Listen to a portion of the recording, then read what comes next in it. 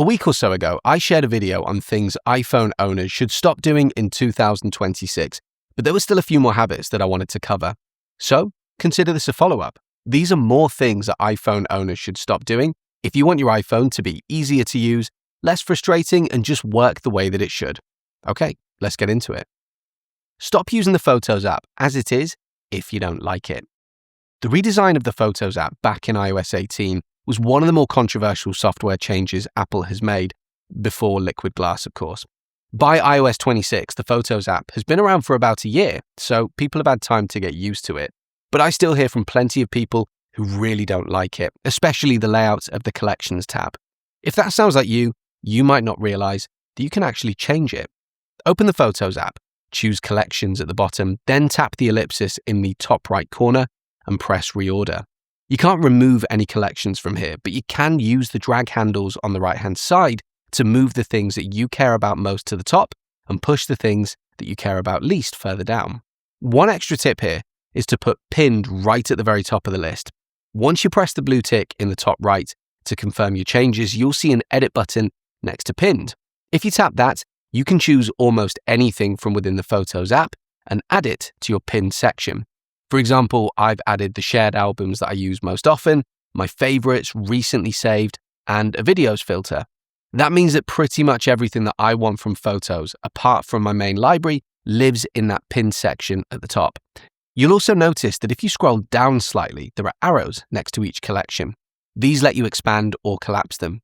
If there are sections that you know you're never going to use, you can move them to the bottom and collapse them. You can't fully delete them, but it does get them out of the way, while keeping the things that you actually care about within easy reach. Oh, very quickly, if you watch videos like this and think, well, that's great, but I'll definitely forget it later, I've made something to fix that. I send one short, free iPhone tip every day direct to your inbox. It's called the Daily Swipe. It takes 30 seconds to read, and it genuinely helps you remember and actually use tips like the ones in this video. Just scan the QR code on screen or tap the link in the description to join for free. Stop sharing your passwords via messages. This is actually less of a security issue than people think because messages is encrypted and generally a pretty safe way of sharing something like a password, especially with another iPhone user. It's more that there's a much better way to do this, and it's built directly into your iPhone. Your iPhone has the Passwords app. You've probably seen it when you've signed into a website and your iPhone asks if you want to save those details. The next time that you visit that site, you can then sign in automatically using Face ID or Touch ID. One of the really useful features of the Passwords app is that you can create shared password groups and securely share login details with other people. The big advantage here is that anyone in that group can automatically use the username and password on their own device without manually typing anything in. It also means that if the password ever changes, it's updated for everyone in the group automatically. To do this, open the Passwords app and unlock it. Look for the Shared Group section. If you already have a shared group set up with the person that you want to share with, you can tap into that group and add the password. Most people won't have one set up yet though, so in that case, tap the New Folder button in the bottom left corner. Give the group a name, then tap Add People and choose who you want to include. Anyone in your iCloud family will show up automatically, but you can also add people from your contacts as long as they're iCloud users. Once the group is created, tap into it and press the plus button in the bottom right corner. You'll see an option called Move Passwords to Group, which is what you'd use if the password is already saved in your Passwords app. The other option is New Password, which you'd use to create one from scratch. Once a password is added to the group, it still works as normal for you, but everyone you've added to that group will also have access to it on their own device. Just make sure that you're only doing this with people that you trust, but if you are, it's a really clean and effective way of sharing login details. Stop guessing what your Control Center icons mean. The update to Control Center back in iOS 18 was a really welcome one. I'd thought for a long time that Control Center needed to be more customizable, and I love the fact that you can now add almost anything that you want and remove anything that you don't like. The most annoying part though is the default button size. Most controls are shown as small circular buttons with nothing more than an icon. You might be great at remembering what all of those icons mean, but I find a lot of them hard to recognize, especially when several look very similar.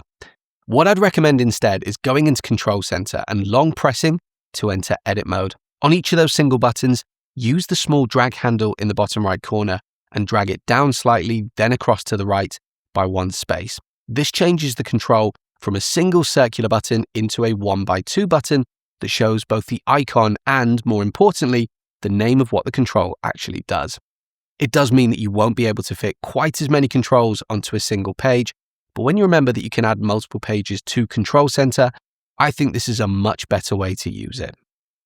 If you ever watch videos like this and think, well, there's no way I'm going to remember all of that, you should have a look at iPhone Essentials Plus. It's my training portal for the iPhone with more than 250 lessons, all broken down into clear modules so you can learn at your own pace. Every lesson includes a short video, a step-by-step guide with screenshots, and a downloadable PDF, so you can follow along in whatever way suits you. You can browse the modules or just use the search tool to jump straight to what you need. There are no ads, no sponsors, and it's a single one-time purchase that includes all future updates. And if you've got a Mac, there's Mac Essentials Plus as well, which works in exactly the same way. You can buy each course on its own or bundle them together for the best value. If that sounds good, scan the QR code on screen or check the link in the description or the pinned comment. Stop including screenshots in your photo library. I think that most of us would rather open the Photos app and see actual photos. Screenshots are obviously useful, but in most cases, you take a screenshot so you can refer back to it later, not because you want it mixed in with all of your photos. If that sounds like you can hide screenshots from your main photo library. To do this, open the Photos app and make sure Library is selected in the bottom left corner. Tap the filter button at the top of the screen, just next to Select. From here, go into View Options and turn off Screenshots. This cleans up your photo library straight away, so you're only seeing the photos that you've actually taken rather than a mix of photos and screenshots. If you ever want to see your screenshots again, you can either turn them back on using the same filter options or tap Collections at the bottom of the screen. Go to the Media Type section and choose Screenshots.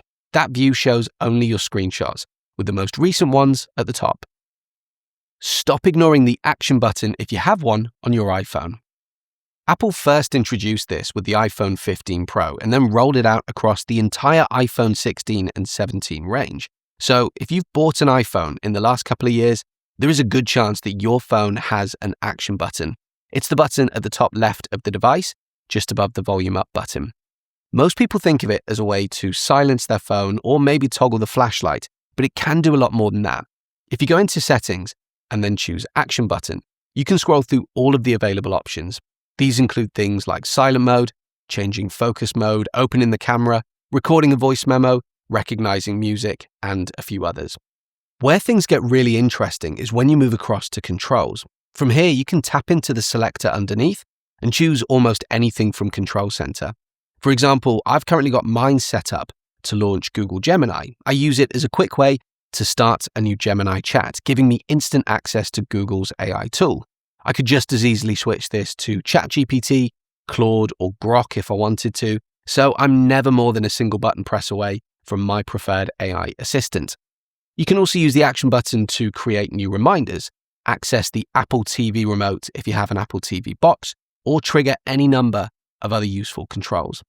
If you go back and change the Action button option from Controls to Shortcuts, you can then choose any shortcut that you've either downloaded or created yourself. That's where you can really start to unlock the full potential of the Action button.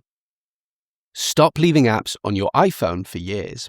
If you've had your iPhone for a while, or if you're like me and you regularly upgrade but restore from an old backup, there is a good chance that you've got lots of apps on your iPhone that you haven't used in years. They just sit there taking up space.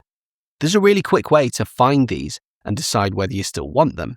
Go into Settings, scroll down and choose General, then tap iPhone Storage. By default, the apps list is sorted by size, with the biggest apps at the top. That's fine, but those are often apps that you actually use. What I'd recommend instead is tapping where it says Size and changing this to Last Used Date. When you do this, the apps that you've used most recently appear at the top, which means you'll need to scroll down. Tap Show All, then scroll all the way to the bottom of the list. The apps right at the bottom are the ones that you haven't used in a very long time. On my current iPhone, for example, I've found apps that I installed 2 or 3 years ago that I'd completely forgotten about. Some of them are small, but others take up a surprising amount of space. For anything that you no longer need, swipe from left to right on the app and choose whether to offload it or delete it completely, depending on what you prefer. I've seen people say that it isn't worth it if an app is only 100 megabytes, but if you've got 10 apps like that, you can easily free up a gigabyte of storage. In my opinion, it's definitely worth taking a few minutes to check. Stop searching through settings. The Settings app has grown a lot over the years, and because of that, it can be really hard to work out where a specific option lives. Someone telling you to go into settings to change something doesn't really help if you don't know where to look. There's a built-in search tool inside the Settings app that makes this much easier, but a lot of people never think to use it. If you open Settings, you'll see a search field at the top. Just type in the name of the setting or the settings page that you're looking for, and relevant results will appear. Tap on what you want, and you'll be taken straight to that page or even to the exact section within a page. Stop typing the same things out over and over again. There's a feature on your iPhone that's been around for years, but I still find most people don't know it exists. It's called text replacement, and it lets you automatically insert longer pieces of text using a shortcut. To set this up, go into Settings, choose General, scroll down and tap Keyboard, then choose Text Replacement. Tap the plus button in the top right corner. In the phrase field, type whatever text you want to be inserted. This could be something like your full email address. In the shortcut field, type the shortcut that you want to use. For this example, you could use the @ key twice. Tap Save in the top right corner. Now whenever you're typing in any app on your iPhone and you type the @ key twice followed by a space, your email address will be inserted automatically. Now this is just one simple example, but you can take this much further. You can use copy and paste to add full email templates written in notes or mail directly into text replacement. If you've got a standard reply or a message that you send all the time, this is a really quick and efficient way of typing it out without repeating yourself every single time. Stop paying for iPhone storage. This tip does come with a bit of a caveat. I'm talking specifically about people who buy an iPhone with the maximum amount of storage purely so they can capture lots of video, especially ProRes video. Apple, unsurprisingly, charges a premium for high storage models. Here in the UK, at the time that I'm making this video, an iPhone 17 Pro with 256 gigabytes of storage costs £1,099. If you want the same exact phone with a terabyte of storage, it's £400 more at £1,499. That extra storage is useful for video, but there is a much cheaper alternative. Now, this isn't sponsored. It's something that I bought myself around 6 months ago and use all the time. It's the Lexar Professional Go Portable SSD, and this one is the 2 terabyte version. As the name suggests, it gives me an extra 2 terabytes of storage. You simply plug it into the USB-C port on your iPhone, and when you go into the camera app and choose video, your iPhone automatically recognizes it. You'll see the available recording space jump up straight away. Any video that you record while this is connected is saved directly to the drive. When you're done, you can unplug it, connect it to your MacBook or another computer, and copy the footage straight across. I paid £210 for this 2 terabyte version at the time, which is about half the price of Apple's storage upgrade, while giving you double the capacity. Because it's a separate device, you're not locked into using it with just one phone. If you upgrade your phone in the future, you can keep using the same drive. There are other options out there too, and I'm not saying that this is the only one that you should buy. But what I am saying is that if video is the main reason that you're considering a 1 terabyte iPhone 17 Pro, or even spending close to £2,000 on a 17 Pro Max with 2 terabytes of storage, there are probably better ways to spend your money. Stop ignoring your app defaults. You probably already know that you can change the default browser on your iPhone, so it doesn't have to be Safari. If you've installed something like Chrome, you've likely seen the prompt asking if you want to make it your default. What a lot of people don't realize is that you can do this for quite a few different apps on your iPhone. Thanks to a recent update in iOS, there's now a dedicated place where you can manage all of this in one spot. Open Settings, scroll down to the bottom and choose Apps.